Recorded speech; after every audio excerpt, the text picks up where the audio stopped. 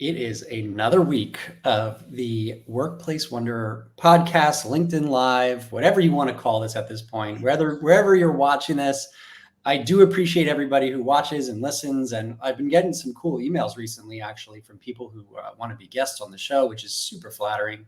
So it's been exciting for me. And speaking of exciting, I have a pretty awesome guest today and someone I've gotten to know since late August, since we both joined the same cohort in our doctoral program, earning our degrees in leadership psychology. And I want to introduce to everybody to Mary Polanco.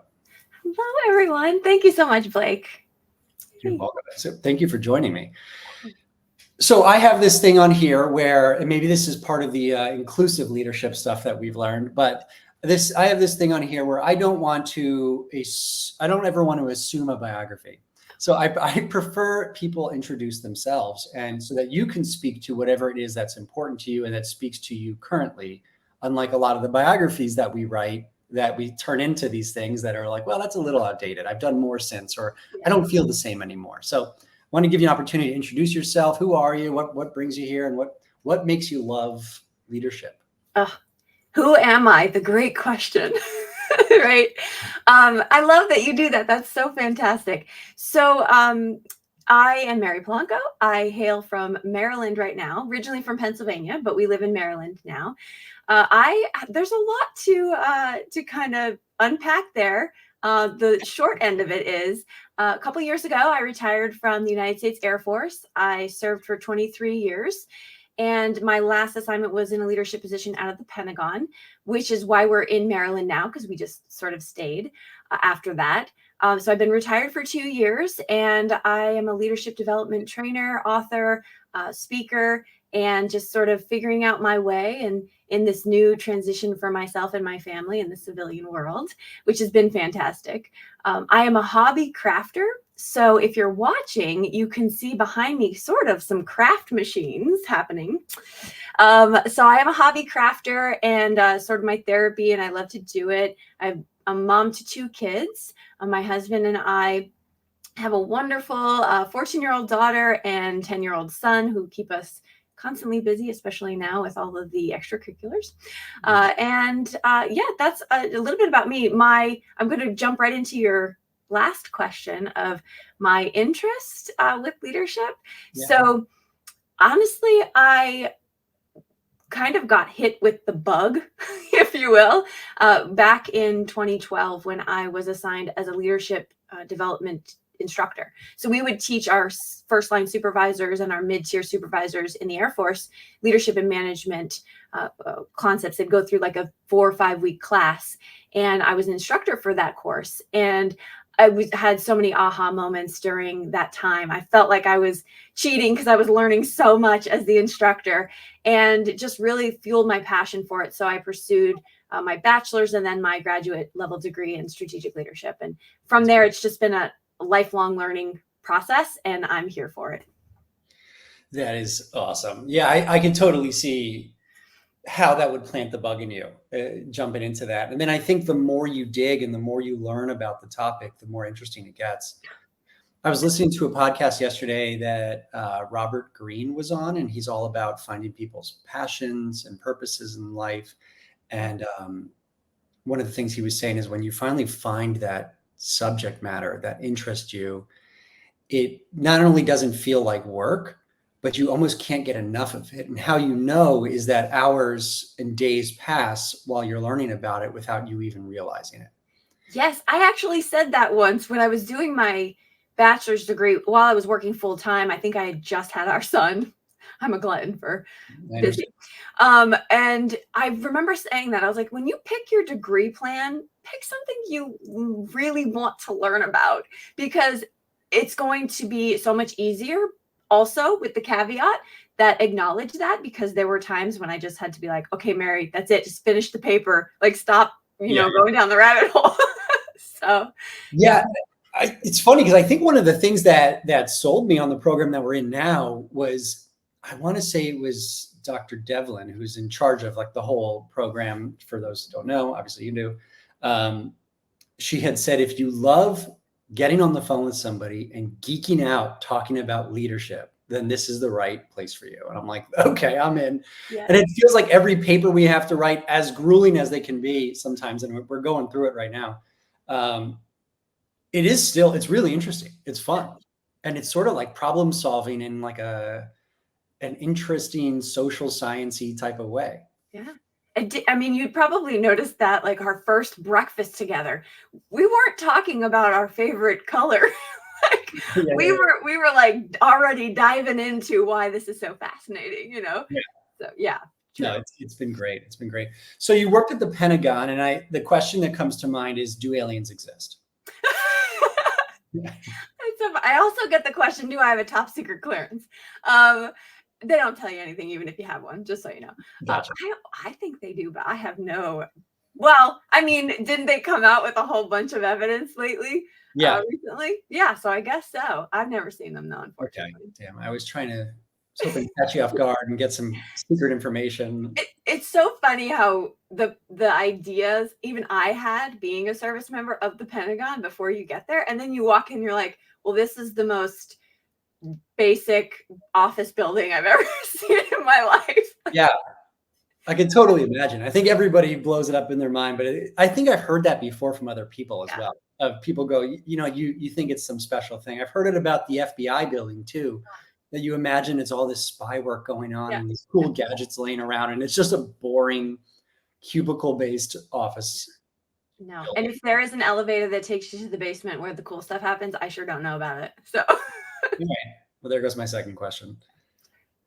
So you were in the Air Force for 23 years. I mean, that's a huge commitment and huge commitment of your time. How, and this is sort of a loaded question, but obviously that much time within the military and within like their structure system, what has it taught you about leadership, and more specifically, what has it taught you about teamwork that still stands out to you today that you see being able to be applied to the civilian world?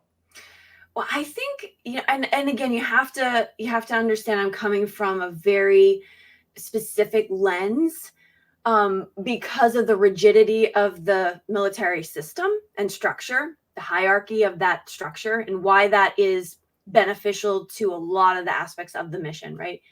But what I also have learned about that is that leadership is leadership is leadership. Like no matter where you go, effective leadership essentially carries the same components. So it doesn't matter, the job.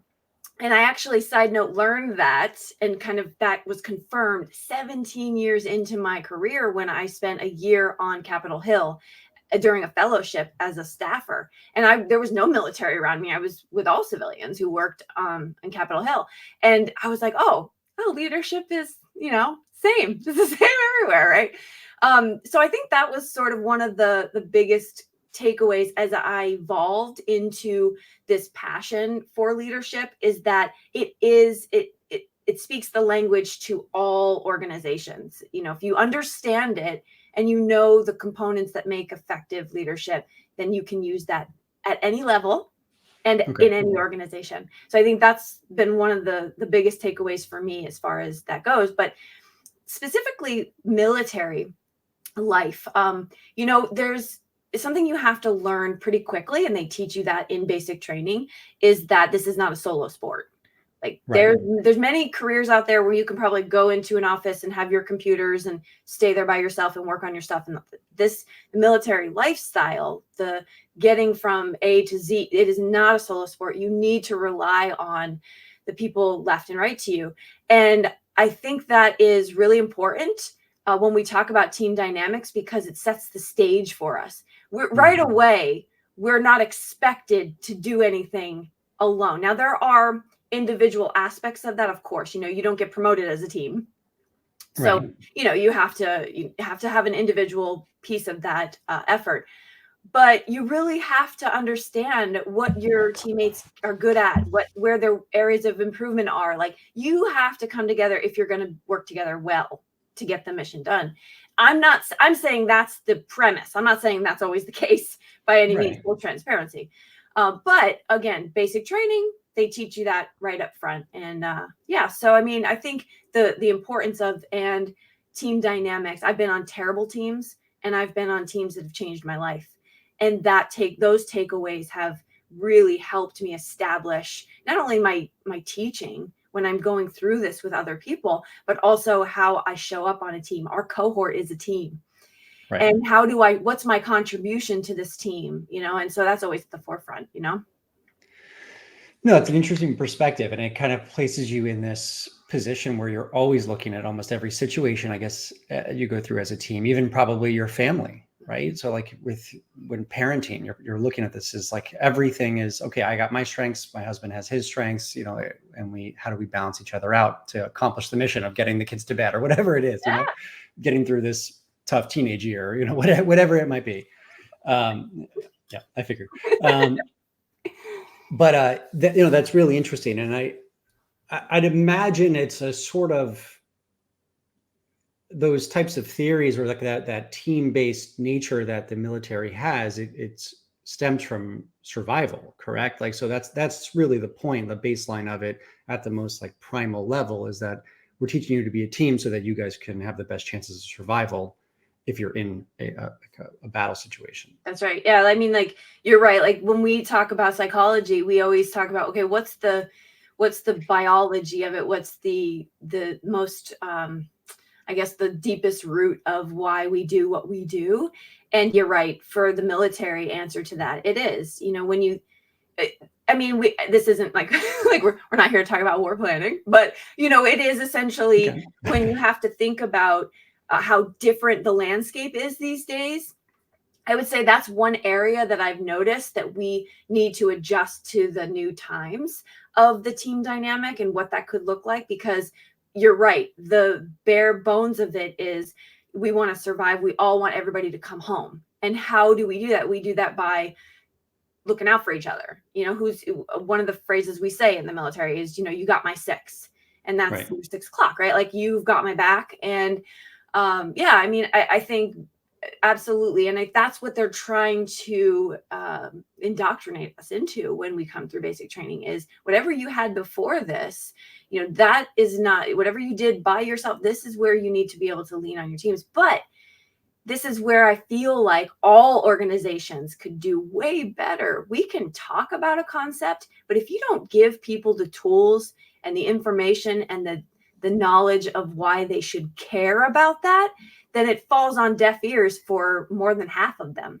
Mm-hmm. And if you're not building that trust amongst your team, from the top down, if you're not establishing an environment of trust, you can't force that. Just because we all wear the same uniform doesn't mean we want to look out for the person to our left or to our right, That's a really good point. And I think bringing up the concept of just trust in general, I think that really is what it's about. So we talk about survival. You're learning this for survival purposes, but really, essentially, you're learning this, you're developing trust so that you could survive, so that that these people all around me are going to do their part. They're going to protect me. I'm going to protect them. And we trust and have faith in each other. Right. And then obviously, as we translate over to companies and organizations, sure, the stakes aren't the same, but the driving factor could be, where it's survival of the company, or in a different sense, it's the thrival of the company, which is not a real word, but I'm going to call it when you use it. It's the thrival of the company, where we have this mission or this task or this value that we're trying to represent to the world, and we're trying to make this difference. I need to trust everybody around me and above me and below me to know that we're going to be able to get this job done together, and that everybody's going to do their part. Yeah. And I think the great question for every leader is how do you do that? I was working with a client the other day, and I brought up the concept of psychological safety, because he's a leader in his organization. He's a senior leader in his organization. And he asked the question very vulnerably. I love that he asked the question, how do I establish psychological safety? And first of all, I think asking the question, now I'm coming at this from, a coaching perspective, but like asking that question is half the battle. I feel like the fact that you're curious and you want to understand something means that you're invested in it. Yes. So that, right, that's like such an important piece I need to share is you got to be willing to ask the questions that make you vulnerable. You know, why don't my people trust me? Like, seek answers to that question, and you are already halfway there. I don't know. What are your thoughts on that? I mean, that's a huge recognition to even have of going, wait a second, this isn't working because nobody trusts me. What have I done wrong and how do I fix this? Yes. And I love that. And, you know, I'm sure someone like who's in that position like him probably doesn't appreciate the answer, which is it's going to take some time. There's a lot of undoing to do before you start doing. And it's a tough process. You know, psychological safety. I think we're in this culture that like we're always looking for, what do I have to do? Where's the light switch I can flip to make psychological safety turn on? And it's not. And even the topic of this week's episode of Workplace Wanderer is creating effective collaborative cultures. A culture doesn't happen overnight. There's no quick solution to a culture. A culture is built over time. And that, you know, so half the battle is certainly recognizing that there's an issue there. And then the other half of the battle is recognizing you're in for that long haul, to know that this is going to take repeated, consistent effort over long periods of time. Yes. And it doesn't have to feel, it doesn't have to feel daunting, especially when you are, and I think you're right. I think they'll think about the culture of how we operate. It's instant. We want to see instant results. We want to see the bottom line. We want to see the metric that tells me we're growing. We want all of these things right in front of us to prove that what we're doing is working. And establishing healthy culture is one of those things that is very difficult to get a quick return on. You can make a massive shift in your climate and you can start to see a shift. You can start to see the pivot. And that is a fact. If you had this awakening of self-awareness as a leader and you operated a 180 from what you were yesterday, the first thing people are going to think is, okay, what's going on here? Right? Like, but if you consistently are that new person, you're going to start to see people invest in what's happening and invest in the change, right? But again, it takes time. And it takes time. And I'm not convinced that there is like a quick way to measure this data aside from paying attention and seeing the things that are new that weren't happening before. Because when you look at something like tacit knowledge versus explicit knowledge, right? So explicit knowledge, we're like, we know the things that are easy to say. I know Blake, his background, he shared that with me. These are things that are very simple, right? But the tacit knowledge of your experience and how you've translated your experience and what that can do to benefit our team, that does not come out unless there's safety.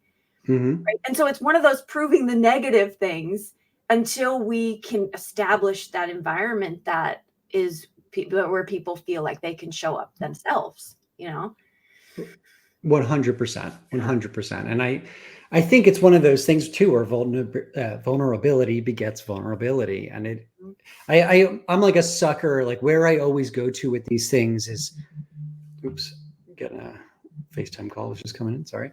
I love thinking about these concepts of going, where does it start?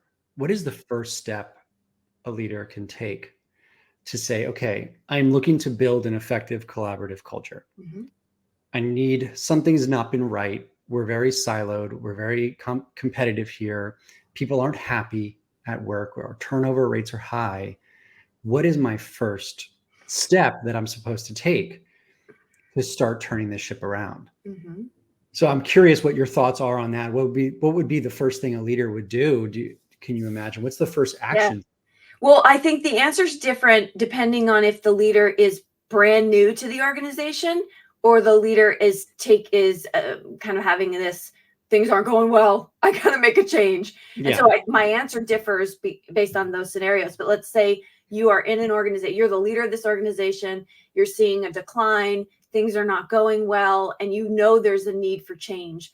I think acknowledging that, first step. Second step is if and when you call in a consultant to help you through that process, if you did, the first thing that's probably going to have to happen is that introspection from the leadership. Like they have to really look at their part in all of this. I know I got called, full vulnerability moment. I got called by my son's school last week because there was an incident.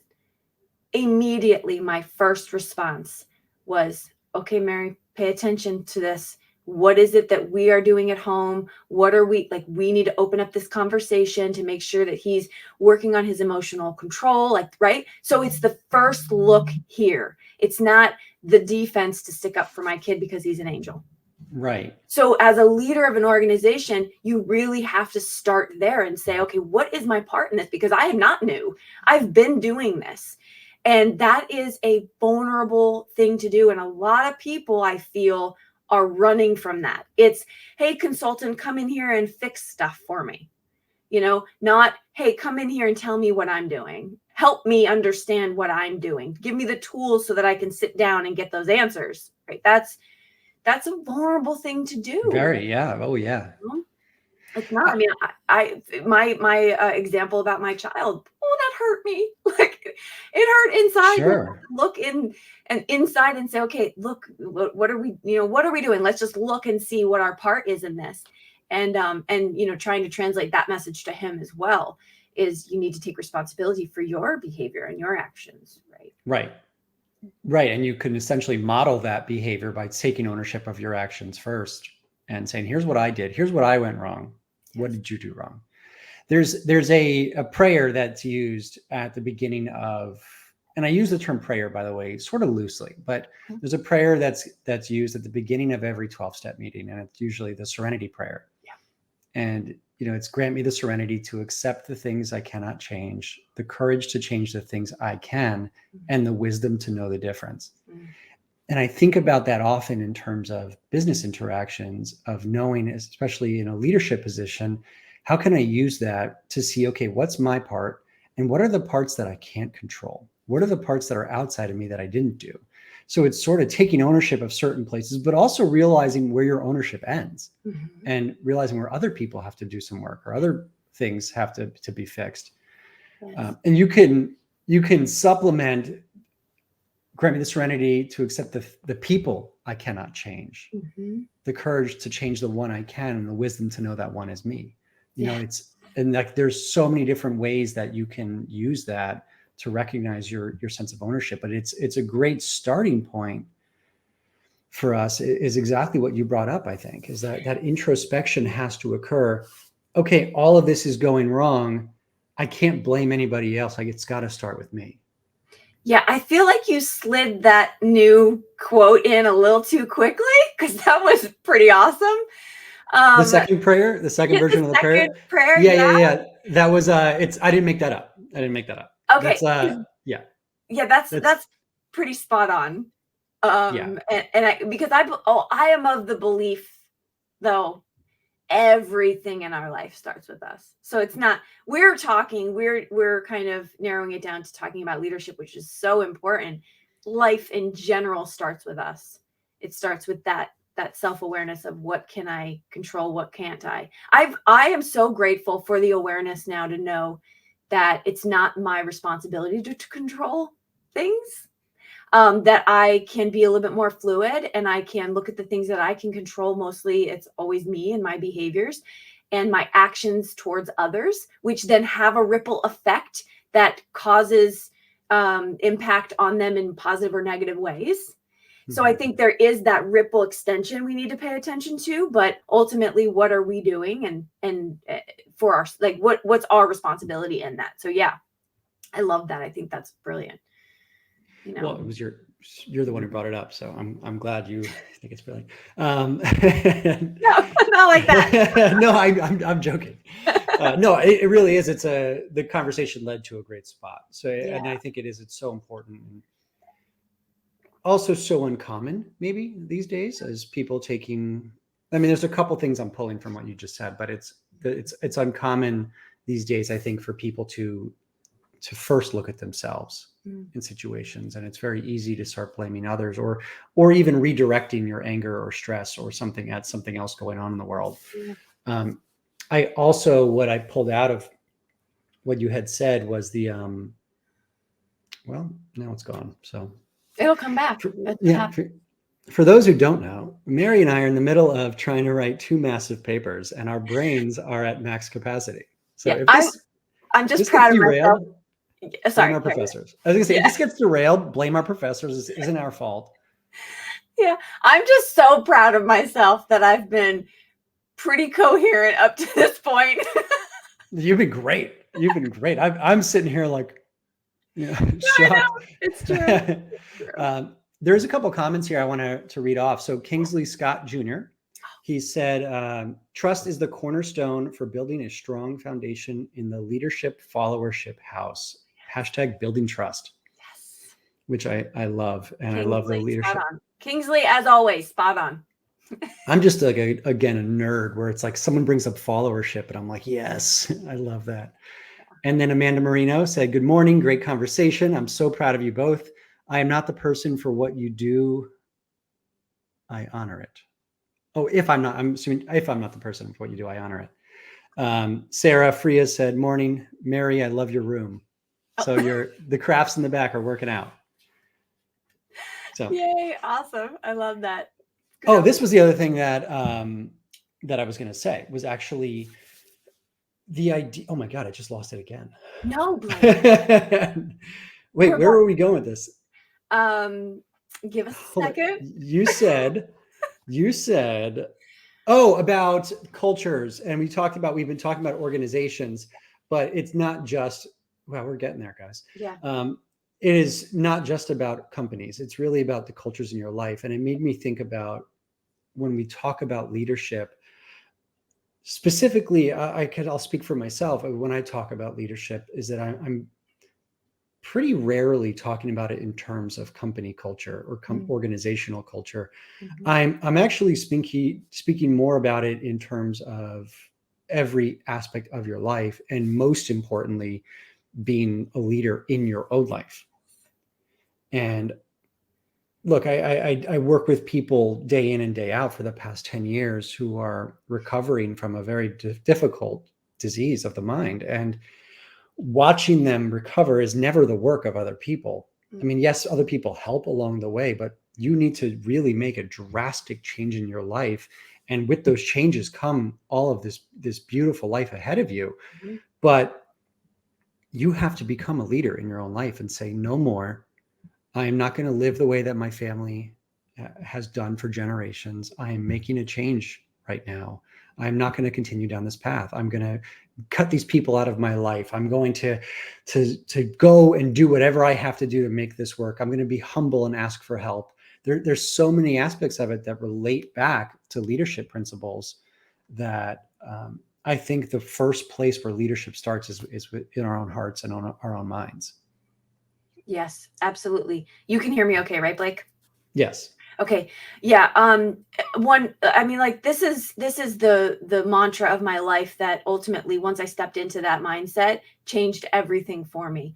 So about 3 years ago now, maybe 4, I had what I call an emotional breakdown and breakthrough. And in that process, I can look back on it now with so much clarity, but what was happening was I was sort of shedding all of the external ways in which the world thought I should live my life. And I was stepping into my very own definition of what a purpose-driven life meant. And that metamorphosis of sorts was a very difficult process. But in the main message takeaway that I was receiving was you must lead self first. You must prioritize yourself first and make sure that your well-being is the very most important thing on your list of to-dos, because you, Mary, have been leading and living with one hand tied behind your back.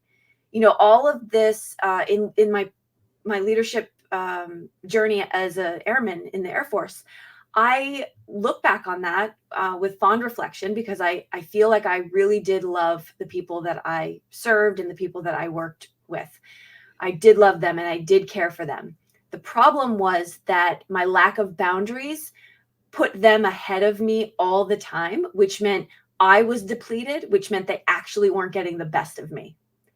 So in an ironic twist, my servant leadership, which I took to the next level of extreme, was actually hurting the very people I loved because they weren't getting the best of me. They were getting some leftover version.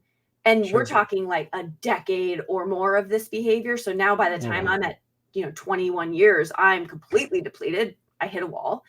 And so that really is something I live by now is you have to take care of yourself first. You have to lead yourself through the discovery that you need in order to make your life purposeful for yourself. I mean, that's such a great, beautiful example of it. And you're so right. I mean, there's so many different things to pull from that. But like, again, it speaks to, if we're talking about building effective cultures and collaborative cultures, it starts with you as the leader yourself, of doing that self-reflection and going, am I taking care of myself? Am I seeing the situation clearly enough? Or am I just operating off pure adrenaline for this whole time and just doing the bare minimum and for myself and giving the maximum to everybody else? Yeah. And you know what's interesting? I have to say, something that we learn as young leaders and something that's reinforced is never be the leader that says, do as I say, not as I do, right? We know that. Like, you're supposed to lead by example. Right. But the one aspect of leadership life that you forget about, and you always, without saying it, you're embodying do as I say, not as I do, is taking care of yourself. Good leaders are always saying, please make time for your family. Don't overtask yourself. Make sure your downtime is downtime. Good leaders care for you. Great leaders embody that, right? Yeah. Great leadership shuts off the computer at a certain time and isn't sending emails at 9 p.m. Right. Great leadership is going on vacation and unplugging and not letting anyone contact them because they trust their team. So that is one area I feel that we leaders act hypocritically. And it's something that when you break through that and you realize that that example that you're setting is going to be reflected back, good or bad, in your organization, and you can make that change. Wow. Right. Wow. But the how you make that change is, let's bring it back to what me and Blake are saying. You got to do the work. Because when I figured out, oh my gosh, light bulbs, when I was like, why do I sincerely tell my people to unplug and get downtime? And yet I do not do that. Why do I do that?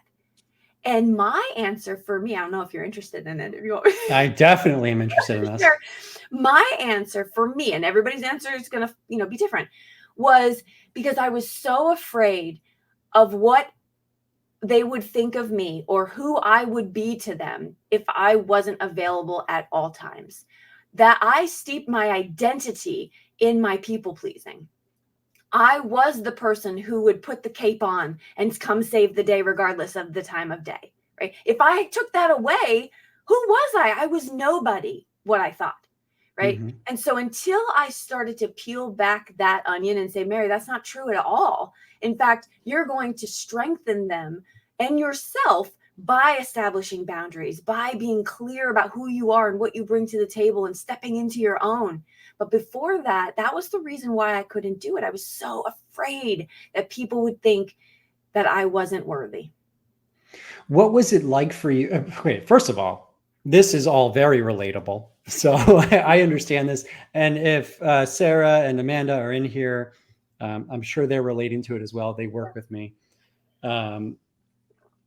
Very much so. I think we're very good at telling other people to take care of ourselves. But you brought up a really very good point of sometimes the do as I say, not as I do. And you can follow through with 90% of what you're saying, but there's that one piece in terms of self-care that we tell everybody to take their breaks, use their vacation, take time for themselves. And we just very rarely do it for ourselves. And it seems like we leaders, I think you think there's like that shame and guilt of saying, I can't take time for myself. People need me and I can't leave them. And you almost feel like it doesn't apply to you as a leader when it's actually probably most important for you as a leader. And I think about it in terms of something you're probably familiar with at this point, is the cognitive and affective trust. And, one of them is basically developing trust based on what people say, and the other one's based on their actions. Mhm. And as we've learned, the one based on actions is much more important in the long run. Yep. Is because there is that there's consistency, or not lack of, there is consistency between what's being said and done. Yep. And that's how you build trust. Yep. But I'm curious for you. So as somebody, and again, I relate, I'm a people pleaser, and it's something I've really strongly tried to work on myself. But do you remember the first time where you were like, wait a second, I'm people pleasing right now, or I'm about to people please. I'm going to say no to this, or do you remember what you felt like leading up to it and how you coached yourself through that process? Yes. I personally kind of broke before I had that awareness, though. And so in my despair, when I was just cognitively not functioning, I mean, just to paint a very small picture, I was a very high performing service member. I got to the highest rank in the enlisted side, and I was at the Pentagon in a high level position. And so history would show you that I had some sense about me to, get there.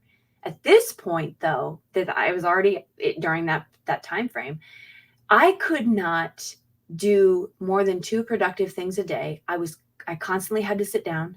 I was lightheaded.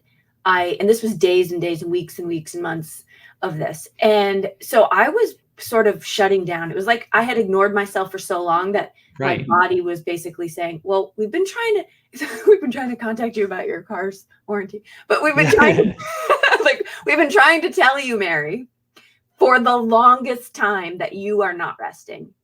And so we're just going to do a quick reboot. So you just sit there, be quiet, let us do what we need to do. And then as I was starting to reboot back, I do the work and identify, and I sought therapy. And I started to understand that separation of who I really am versus who I was being in order to be worthy.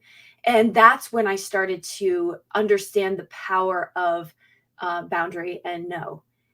It's not always no, but during that time frame for me, everything had to be no, because I just had to figure out how to function again. And it was the greatest gift of my entire life that I went through this, because my first huge no was a promotion opportunity. At this point, 21 years in my career, I had never said no to a growth opportunity in my career ever. But I was already at the highest rank. However, there was a positional promotion that was next. And that was what everyone assumed that I was going to go do next. Everyone had but like my people that knew me had this sort of pathway, established. And I just remember my first thing, it wasn't even a full no. It was like, hey, boss, which I was terrified to talk to him. Yeah, that's what I was going to ask you. What was it like emotionally? Terrified. I think I was so nervous, but I was also so clear on you have to do this. Like you have no choice at this point. You would be putting everyone at risk if you pursued this.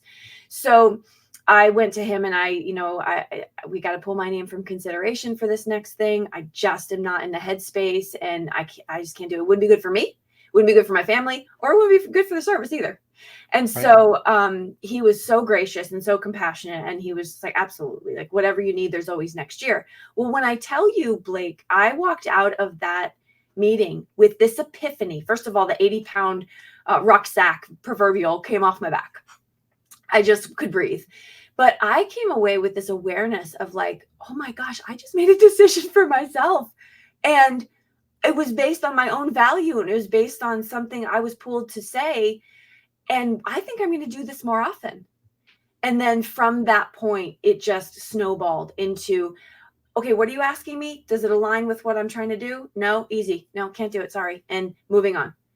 Instead of steeping that no so heavily into who I am and my identity, which I did for 20 years.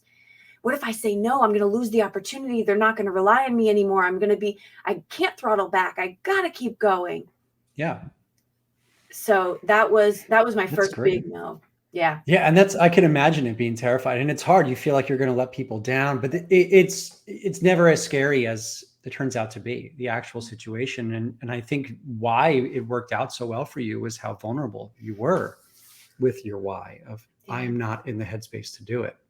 Instead of trying to come in with excuses or make up reasons, you were very honest and said, I'm not mentally prepared right now for this. And I don't know, I can't speak for the conditioning. I think it depends on cultures. It depends on your upbringing and also the culture of the organization or your career path. I can only speak for the military culture, but it's very much, if you are standing still, you're not doing anything. Like you need to be progressing. What's next? Mm-hmm. Like, I'm not kidding. You'll get in a job, 2 weeks into the job, somebody will be like, well, what's your next move? It's like, well, can I exist here for just a minute? No, because in your mind, you're conditioned to keep going. We are also conditioned very much so to put a Band-Aid on stuff, because quite literally, you have to get back in the fight if we're in combat. Like we all learned the basics of patching each other up, because if we can patch you up enough to get you back in the fight, then we're good. We keep moving, right? Right. The problem is we don't know how to separate that mindset. And so when we are not in war, there's not a threat imminent to us. We are doing that mindset over and over again. And so I was very surprised at myself during that time that I wasn't like, Mary, just suck it up and move forward and take the job promotion, do what you're supposed to be doing. But I think the reason I didn't was because I had been doing that for at least 15 years. And I think that was the wall. It was, it's not working anymore. And I want to add something. Sure. You said the expectations of people, you don't want to let people down. I promise you, one of my very first thoughts when I said, I just made a decision for myself was, and people who love me still love me. Like, they didn't go anywhere. Right. They didn't go anywhere. And that fear that you're going to let someone down and they're going to abandon you is real and palpable. But my reality was the people who love me will always love me. It doesn't matter that I'm not checking a box. I love that. It's like it's easy to make hard decisions if you're loved. Mm-hmm. And that makes a ton of sense. There is a sense of safety that comes along with that. And you can make courageous steps and do hard things when you know that in the end, you're going to remain loved by the people in your life. Yeah. So that's really powerful. I love that. So, thinking along those lines, there's a few things that came up for me. And I like that although you were in a leadership position, you decided to take the lead in your life, like we talked about before. So kind of just a quick callback to that we were talking about how it's up to us to make those changes. I think it has important implications too, in terms of creating collaborative cultures, eventually in the end, in terms of even just making a cultural shift, is that you don't necessarily always have to be in a leadership position to start making changes as well. Right. And some of the best team players aren't in leadership positions, but they're people who just decided to say, hey, this isn't working for me. I'm going to start acting a little bit different, or I'm going to bring some charm to this, some charisma. I'm going to motivate. I'm going to bring people together. I'm going to be authentic. I'm going to be vulnerable and see what happens. And then from there, you can actually improve the culture. Mm-hmm. And it doesn't always have to come from this place of, well, I'm doing this for a position increase. I'm doing this for a promotion. I'm doing this for more money. I'm doing this so this culture that I work within at a minimum 8 hours a day is going to be better and more suitable to my mental health and well-being, and for the mental health and the well-being of the people around me. The other piece of what you had said was that I thought was really interesting. Wow, my brain is just not working today. I have something to say while you're thinking. Please do. Well, this is going to be the worst episode of this podcast ever. I'm sure it's entertaining for whoever's watching, because they can see that we're laughing about it. But my God, whoever's going to be listening to this is going to be like, where is this going? I say, don't cut anything. Like, I'm not editing. I don't edit at all. This is great because I think this is the reality. Like we truly, I think that is a show of how authentic this conversation. Like, real talk. Our brains are fried. We're human. Like we're trying Yeah. so something came to mind when you were just saying that, about showing up and being inspired to be your best there for your own mental health. The quote about, or the encouragement about forgiveness, and how forgiveness is not about the other person, it's about freeing yourself. Right. That really kind of translated to me what you were saying is you can be in a culture that is not feeding you the environment for happiness, joy, fulfillment. You can be if you find yourself in that environment, because not all of us can just up and quit. Oh, right. We have responsibilities. So the fear of us staying or leaving is real.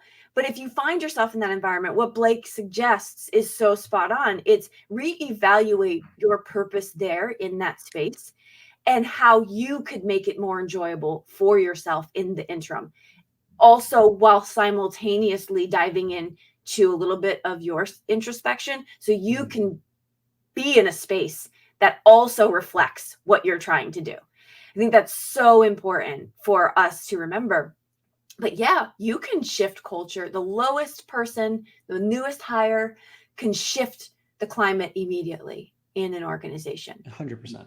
That's How what many makes times have you been in an organization where you're like, if it wasn't for that person, I would have left a long time ago. Yes. But there's somebody there who takes good care of you, or that just makes you happy or brings you joy each day, or whatever it may be. We've all had those people, and maybe we've been those people at some point in people's lives where they just, I think about the Miami Heat down here, and I think I mentioned this before in another episode, but there's a player who was never that good. He was sort of an average player, but he was on the team, and now he's coaching for 20 years, I think. Mm-hmm. And he was always called the MVP of the locker room because it was like his people skills. And he was so able to motivate and bring people together. And that's what made him so valuable to the teams, that they never wanted to leave him to leave. Yes. He was so valuable. And the ownership had the foresight to see that this is someone that we can't let go of, because they make our culture. Yes. We must stop measuring ourselves apples to apples with other people's skill set. There's only one you. And the one person who should know what you bring is you.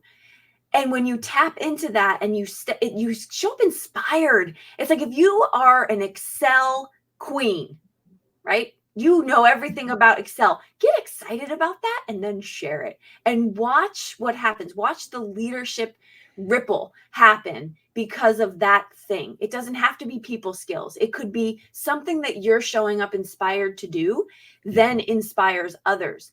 And I think that is so key. What a great example about the MVP of the locker room, because his ripple of impact is huge for them. Yeah. Probably directly contributed to their wins. Yeah. So yeah. Right. Your sense of satisfaction at a workplace based on someone else's skills and you doing your part and having your skill. I mean, all of that stuff is just crucial. Yes. And it's so changing. And again, it doesn't have to come from someone who's in an official leadership position. No. The other piece, and I actually took a note. I'm taking your lead. I took a note here of what the thought was that I forgot before. And it was a bad habit that I've had for a long time was, and I'm going to blame Jim Carrey for this. So Jim Carrey had a movie, Yes Man, where he was sort of this no man and said no to everything up front. And then eventually had this epiphany, went to this conference where some guy instilled in him where he couldn't say no. And he said yes to everything, every opportunity. And it was just a reflex. Yes. And eventually it leads to an imbalance in his life. And it's just as bad as when he said no to everything. Mm-hmm. And he had to learn to find that balance between yes and no. What I think about is that for a while I had become a yes person, and it transitioned from me trying to people please, I think, to a reflex, like how Jim Carrey had, where he couldn't stop himself. Yeah. Yes. And it became a reflex to say yes. And it took time for me to realize that I don't have to make decisions in the moment, and I need to take time to decide exactly what you said. Does this align with who I want to be, with my purpose, before I make that decision, yes or no? Mm-hmm. And that for me was a very important realization, that I don't want to be somebody who says no to everything right up front because I'm too tired, or I feel like I can't handle it, because maybe I am tired in that moment and I couldn't handle it in that moment. But give me a day or two of rest, or allow a weekend to pass, and I would love to do that opportunity. Mm-hmm. So you don't want to miss out on things based on reflex, or you don't want to also take on too much based on reflex, or things that aren't aligned with who you are. Right. So that yes and no piece, I don't know. Again, it just comes with that further introspection of being able to be mindful in the moment and saying, "Hey, that's a great opportunity. Let me think about it. I'm going to think about whether I want to do it or not." Yeah, and I also think too, giving a space for depends on, I think, okay, let me back up. I think what you just described is where I hope everyone to be, because my immediate, like, hey, Mary, you got to take a knee and you got to say no for the meantime, was because I had hit such a burnout, such a traumatic burnout. And then I've found the pendulum swing right to the middle. And I think that's ideally what you're describing is where I would like people to go, because I think when you do it that way, you can avoid that hitting the wall burnout. And so I do want to just make space for people who maybe feel like they can't even muster the energy to think about, is this a yes or no, that they need a break. And I want to offer, grace to those people. Say, yes, take the break. You'll know when you're ready to have the mental capacity and bandwidth to think through the yes or no. But for now, don't fear lack. Don't fear missing out. Just recover, essentially. And then, so I wanted to just kind of make a space for that. If you know what I mean. That makes sense. That makes perfect sense. And I think the irony of this is that once you stop maybe saying yes or no to everything as well, and then you kind of, like you said, the pendulum swings and you can find the place to take space. I think eventually, once you get better at aligning with who you're meant to be and your purpose, eventually you are able to be more reflexive, and it kind of comes full circle, and your yes or no reflexes are going to be spot on, because you've really, by saying yes or no in an intentional way over time, you're recognizing what serves you and what doesn't. Yes. And then it becomes easier and easier to recall. That's it. That's the answer right there. So I hope everybody was taking notes. Yeah. That's it. So to illustrate an example of what you're saying is that when I was coming back and having clarity, I established my values. I established what I wanted to measure every decision up against, because this is what matters to me. I had neglected to understand what mattered to me for so many years because I just did what people said was the next thing to do. So I had this list, and this is clear, Mary, these are your values. That opportunity to progress in position came up, and I looked at it, and then I compared it, and I was like, oh, that's an easy no. Like that, I can actually label that an easy no, because it would be a betrayal to myself if I were to say yes to that. And so I think you're spot on. When you have that clarity of what should align, then your decisions are so much easier, and they're much quicker. You get to them much quicker based on that. So yeah. This has been great.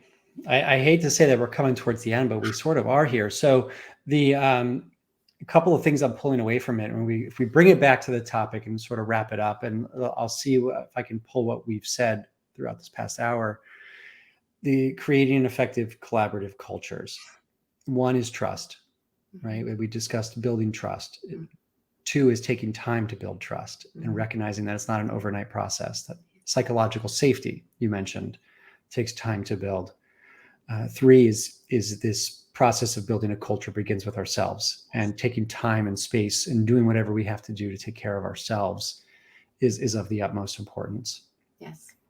And then the teamwork piece that you talked about earlier, of once that trust has been established, understanding each other's strengths and weaknesses or areas of opportunity, and knowing how we can all fit in like a puzzle piece, like a puzzle, and how we can build towards a mission or towards a goal as an organization with the help of each other and collaborating in that way. And then I guess the last thing that I had pulled from what we talked about that I'm going to remember is we talked about the military's, the training purposes are for survival and how that can be translated over to an organizational culture. The training for survival is for you to learn to trust the people on your left and right and how to take care of each other, each other's well-being and physical health, of course, but I'm sure other things as well. But translating that over to a goal-aligned purpose for an organization and getting everybody to go from survival focused to thrival focused, of being able to say, okay, this is what we're shooting for. Let's all get aligned on this mission. How do we do this together so that we have each other's back in this process and we make up for each other's weaknesses and we emphasize each other's strengths? Yes. Brilliant. Yes. Yeah. Anything else you want to add to that we talked about, or maybe pieces that we missed? By the way, if we go over a few minutes over, unless you're on a time constraint, no, okay. I would be remiss if I did not mention the best team ever that I worked on. Just briefly pulling from what you just said and adding to that, one thing that was a theme of this team that I worked with was we saw each other's strengths as opportunities, not as threats. We knew each other because trust had been built, that when we know that person's the fastest out there. We had a guy who was the absolute fastest runner on our cadre, our instructor team. And the guys to his left and to his right knew they didn't stand a chance, right? But they lined up every single time next to him because they wanted to run with the best. Right. I guess they labeled me as a good writer, grammar was, sort of my thing. So one of my teammates sat with me and learned from what I was doing. He started off self-IDing as the worst writer ever. He left teaching classes on grammar. So we did not use those things as threats. We did not feel threatened. We really grasped onto them as, wow, what a gift that I'm going to be in the same room with someone who's good at this, that, and that. And that is, I think, what really makes the collaborative effort of a team become magic. Wow. So that's the thing I would add. What a special way, too, to think about imposter syndrome. Imposter syndrome is typically comparing ourselves to other people and feeling like we're not good enough or we don't belong within that team, right? That we don't have the tools to up to the same par as everybody else. And that's a really cool way to think about kind of shifting a mindset, which, by the way, that's reminded me of something else, mindset. I'm going to write it down. Write it down. That was something I was going to say earlier about it. Of the shifting of the mindset of I'm not good enough to look at these opportunities that we have of these people's strengths and look how much I can learn from Mary's grammar and writing skills, and look how much I can learn from how fast this person is and like how faster I can get just by being around them and racing them. That's such a cool way to think about that. It's that everybody's an opportunity and everybody presents to you as an opportunity. And you just reminded me actually of I never understood this. My cousin, who's very successful in business, early on in my business life, I don't know, maybe 10 years ago, said to me, look at every single person in your life as an opportunity. And I thought at the time where my head was at was, well, that seems like I'd be taking advantage of people. And I kind of wrote it off. I'm like, he doesn't get it. Mm. And now I think I finally, 10 years later, I got to call him. I think I understand what he was saying is that everybody has an opportunity to teach you something. Well, yeah. And you also translated the intent to something that aligns with who you are. Right. So he could have meant something else, but you're seeing that phrase now through the eyes of someone who is collaborative and someone who wants to grow and learn and can drop your ego at the door so that you can be teachable. Like that's who you are, And so, yeah, that's an epiphany for sure. It's interesting. The other thing I'll say is the mindset piece. So I was thinking about it earlier in terms of us saying sometimes that we're always in this place, this sort of growth mindset, right? And that's what we're taught about is this growth mindset. We want to have a growth mindset, and it's really important. I think, for everybody to develop a growth mindset. However, it's also important to know when to have a fixed mindset and to know when to slow down and when to stay still and when to kind of switch between the two. I don't think you have to become one and stick with that forever. I think you need to learn when to turn one off and turn one on, when it's time for growth and when it's time to stay fixed. Ooh, that's interesting. That's a new spin, and you've got my wheels turning. I think as you were talking about it, here's what I'm thinking. If you are constantly in the growth mindset phase, like this is like, that's all you're doing, that's exhausting. Because not only, and you have to be very careful about how you're talking to yourself as you're learning. Because if you're growing and you're learning things and you get corrected and you get told, don't say that, that was stupid or whatever, then if you're constantly not taking, or if you're not taking the time to, like you said, sit still with that and have the mindset of being your very best friend instead of your worst critic, that could really exhaust you. So I really appreciate that you added that context. Yeah. Well, I just made up a new theory now. Okay.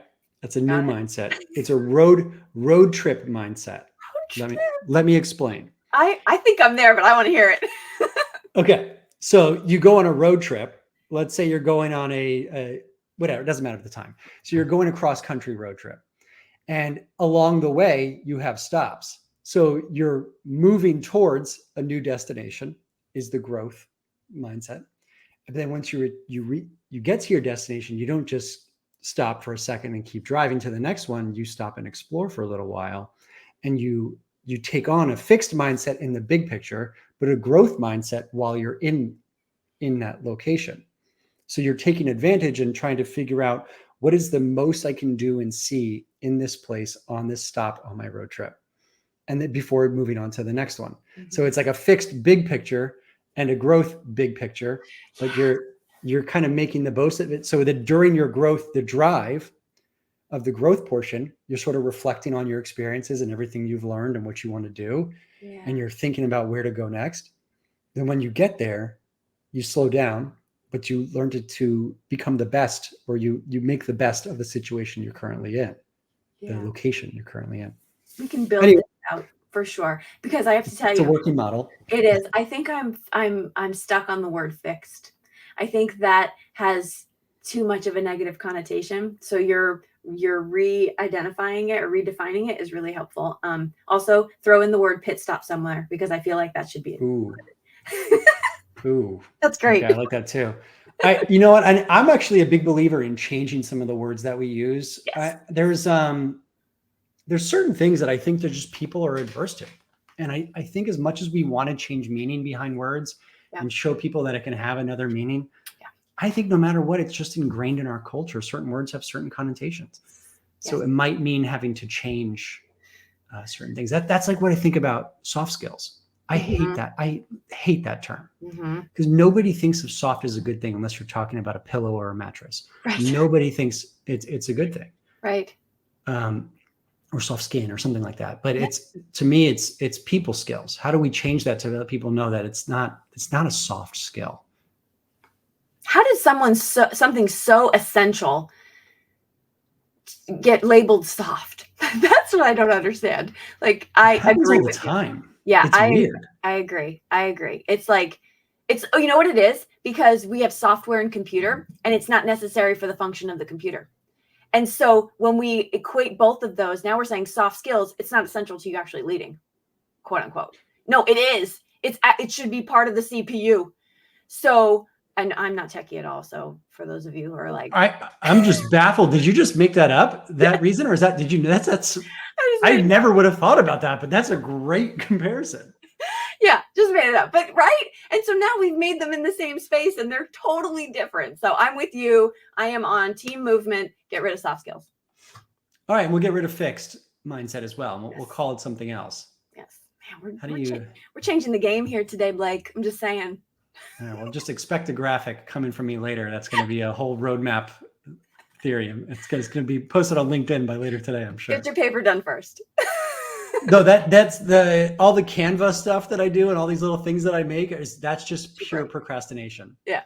It's I literally, when I can't do my paper, I just jump onto Canva and start creating I something. know. Then it helps me get to where I want to go, though. No, you're right. You're taking your pit stop. I'm taking a pit stop. Wow. So like a mindfulness pit stop. So pit stops are where you ground yourself in the now. So you're not, this is great. I'm geeking out. I'm geeking out. I was going to say it could be our next book, but before we say that, I want it to be, I want you to highlight before we jump off your book, the final debrief. Oh, well, thank you. Yes. Do you have a copy near you? I want people to see it. Oh, I just happened to. Oh, how did this fall right into my lap? Yes, this is my book. Just released. It's called Your Final Debrief.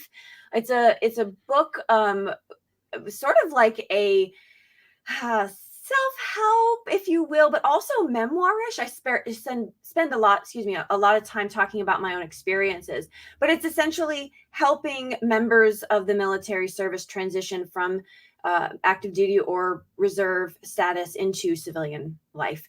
And one thing that I really try to capture, and I kind of alluded to it here today, is the unmentioned psychological and emotional transition that happens, that if we don't give it its airtime, could really lead to devastating effects of a loss of identity, a lack of belonging, which then could really hurt folks.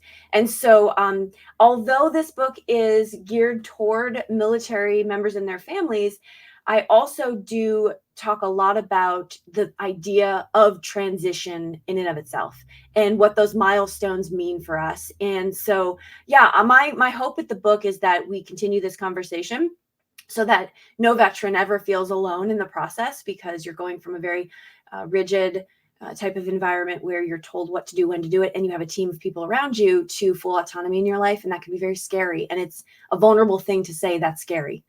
And so, yeah, that's just the hope with my book for folks. I love it. I love it. And I love the title and the discussion about transition and thinking about your final debrief. It has like there's a sadness to it, but there's also an excitement. Mm-hmm. And, you're moving on to the next steps. And I don't know, I'm excited to read it. Like I told you many times, I'll be reading it in a couple weeks as soon as I'm done with all these other books we have to read before we start the next ones. So yeah, thank you. I'm very excited for that. And then also another little a book tip for anybody, a book recommendation for anybody who's listening. I have another one that I have not started, but it's written by people that I very dearly respect. It's anybody who's familiar with Yes Theory on YouTube. Great group of guys who basically decided that they are going to say yes to life, not in the way that we talked about before, but much more in a seeking discomfort is their motto. So they're going to get out of their comfort zone. They're going to speak with as many people as possible. They're going to go to places and go to countries that everyone demonizes, and to go see the humanity in it. And they're going to have experiences with strangers. They'll invite strangers to go do crazy things and have fun with it. And it's a very heartwarming YouTube channel, but they just came out with their book, which I think arrived today, called Talk to Strangers. And it's about the creation of Yes Theory, but also about the actual theory behind it of not prejudging others before you actually have a conversation with them, and being willing to be brave and go speak to strangers and learn about other people so that you can further develop yourself. Yes. Get curious. Yeah. So first, go read Your Final Debrief, everybody. Next, go read Talk to Strangers by the Yes Theory guys. I think you'll enjoy both of them. I know I'm going to enjoy it. I can't wait to read your book. I'm so excited about it. It's been sitting right next to my bed this whole time, so I'm ready to read it. Thank you, Blake.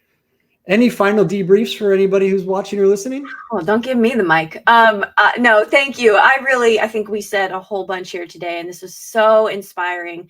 You filled my cup today, so thank you, Blake. Awesome. And thanks for having me here for this. This was just fantastic, so thank you. No, thank you. I appreciate you coming on. I love it. I love, even though that I'm going to speak for myself again. Even though I was very all over the place and forgetting things, very forgetful today, I think it was an awesome conversation. Agreed. And very authentic conversation, which is what we're going for. So thank you, everybody who listened live. And this will be also living on all the different podcast platforms in about 3 weeks from now. So Mary, thank you again. Thank you.